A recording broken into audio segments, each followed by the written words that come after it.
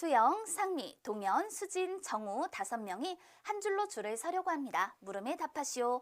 줄을 설 수 있는 서로 다른 방법은 모두 몇 가지인지 구하시오. 조금 쉬운 예를 들어볼게요. A, B, C 세 사람이 줄을 서려고 한다. 그러면 어떻게 줄을 설 수 있을까요? 제일 앞에 A가 서는 경우, 그 다음에 B 또는 C가 올 수 있겠죠. 그러면 B 다음에 C가 오고 C 다음에는 이렇게 B가 오면 되는 거예요.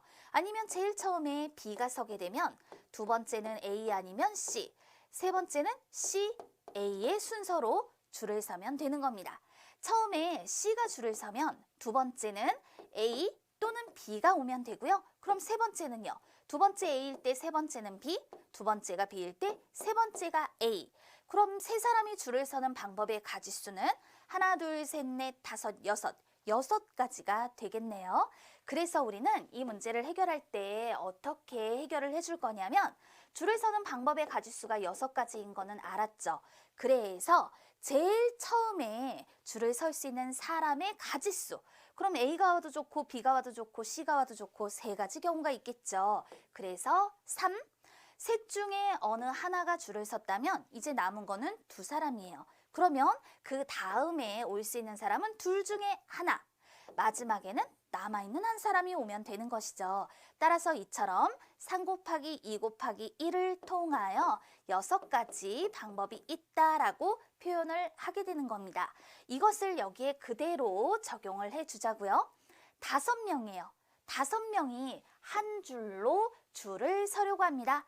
줄을 설 수 있는 서로 다른 방법의 가지수를 구할 겁니다.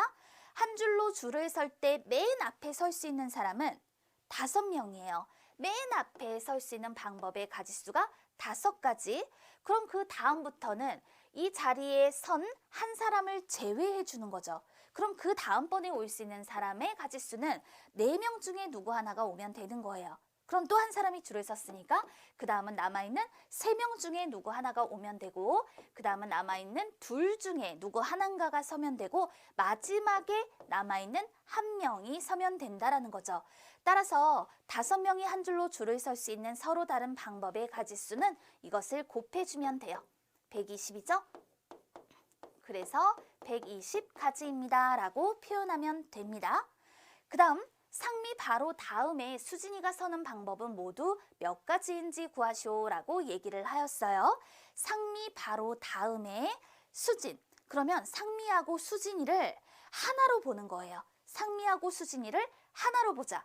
그러면 결국 4명이 한 줄로 줄을 서는 방법의 가지수를 구하는 것과 같아요. 상미가 서고 나면 수진이의 자리는 자동으로 바로 상미 다음 자리 딱 정해지잖아요. 그래서 상미와 수진이를 하나로 보아라 라는 뜻입니다. 4명이 한 줄로 줄을 서는 방법과 같아지게 되는 것이더라. 따라서 자, 맨 앞자리에 넷 중에 하나가 올 수 있고 그 다음은 남아있는 셋 중에 하나, 그 다음은 남아있는 둘 중에 하나, 마지막으로 남아있는 하나. 따라서 4, 3, 2, 1을 곱하여 24가지. 이렇게 그 답을 표현합니다.